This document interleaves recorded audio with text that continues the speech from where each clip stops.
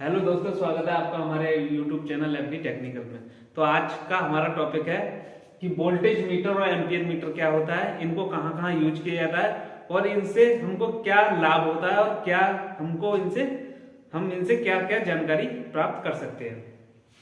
तो voltage metre अक्सर हमारे घरों के अंदर लगाया जाता है, जिससे हमको पता लगता है कि हमारे घर के अंदर कितना वोल्टेज आ रहा है। अगर हमारे घर के अंदर कोई भी वोल्टेज मीटर नहीं है और हमको वोल्टेज मीटर ला करके वोल्टेज पता करना है अपने घर के, तो हमारे वोल्टेज मीटर के अंदर न्यूट्रल फेज की सप्लाई को हम डायरेक्ट इन कराते हैं, जिससे हम किसी भी 5 पिन सॉकेट के अंदर लगा करके चेक कर सकते हैं कि हमारे घर के अंदर कितना वोल्टेज आ रहा है। एम्पियर मीटर की बात की जाए तो एम्पियर मीटर से हम पता लगाया जाता है कि हमारे घर के अंदर कितना लोड चल रहा है, यानी कि हमारे घर के अंदर जितने बार उपकरण चल रहे हैं उन सभी का कितना लोड है, या हमें एक ही उपकरण का लोड जानना है तो हम उसको एम्पियर मीटर से नाप सकते हैं। एम्पियर मीटर का कनेक्शन करते हैं कि हमको एक ही वायर में कनेक्शन करना होता है, यानी कि एम्पियर मीटर में सप्लाई देने के लिए 2 पॉइंट होते हैं। कोई भी न्यूट्रल फेज का वायर को एक को काट करके दोनों फेसों पर दोनों पॉइंटों पर डायरेक्ट जोड़ देते हैं, यानी कि फेज को वायर को बीच से काट करके और दोनों पॉइंटों पर इस प्रकार से जोड़ दिया जाता है। इस प्रकार से एम्पियर मीटर के कनेक्शन होते हैं। तो चलिए हम आपको विस्तार से बताते हैं। तो मान लीजिए कोई हमारे पास एक वोल्टेज मीटर है जो कि कुछ इस तरह का है। अक्सर वोल्टेज मीटर 300 से 500 वोल्टेज तक के आपको मार्केट में मिल जाएंगे, जिसमें कि आपको बड़ी आसानी के साथ वोल्टेज पता कर सकते हैं। मान लीजिए इसमें सप्लाई देने के लिए 2 पॉइंट बने होते हैं। इसमें इसको पहचानने का सीधा सीधा एक हिसाब होता है कि जिसके अंदर 100, 150, 200, 250, 300 लिखा हुआ वो वोल्टेज मीटर होता है, और उसमें बी का सिंबल आपको देखने को मिलेगा इस प्रकार का। और इसमें सप्लाई देने के लिए 2 पॉइंट होंगे, एक में हमको फेज का सप्लाई देना है और एक में हमको न्यूट्रल का सप्लाई देना होता है।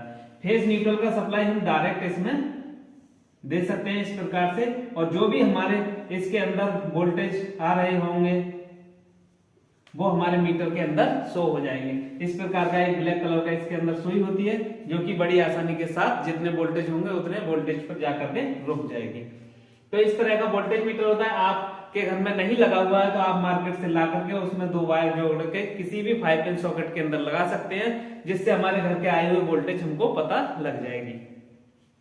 अच्छा, जो एम्पियर मीटर होता है हमारा, एम्पियर मीटर का कार्य होता है कि किसी भी उपकरण का, मान लीजिए हमारे घर के अंदर फैन चल रहा है, मोटर चल रही है, या समरसेबल चल रहा है, या पूरे घर का हमको लोड जानना है, तो वो अगर हमको पूरे घर का लोड जानना है एम्पियर मीटर से, तो मान लीजिए हमारे घर की जो मेन केबल है जिसके अंदर हमारा फेज और न्यूट्रल का वायर है, उसमें 220 एसी सप्लाई जिसमें हमारे घर के अंदर एंटर हो रही है, जो कि इलेक्ट्रिक मीटर से हमारा बाहर आ रहा है, उस वायर को लेंगे और उस वायर में से किसी भी एक वायर को, चाहे आप फेज को काट दीजिए चाहे आप न्यूट्रल को काट दीजिए। मान लीजिए हमने न्यूट्रल का वायर काटा और ये हमारा मीटर है, इसमें 2 पॉइंट है, इसमें 2 पॉइंट बने होते हैं। इन दोनों पॉइंटों को, यानी कि हमने न्यूट्रल का वायर काटा, एक तो इसमें जोड़ देंगे और यहाँ से जोड़ के इसके, इस तरह से हमारे घर के अंदर जितना भी लोड चल रहा होगा उसको इस मीटर में शो होने लगेगा कि आपके घर के अंदर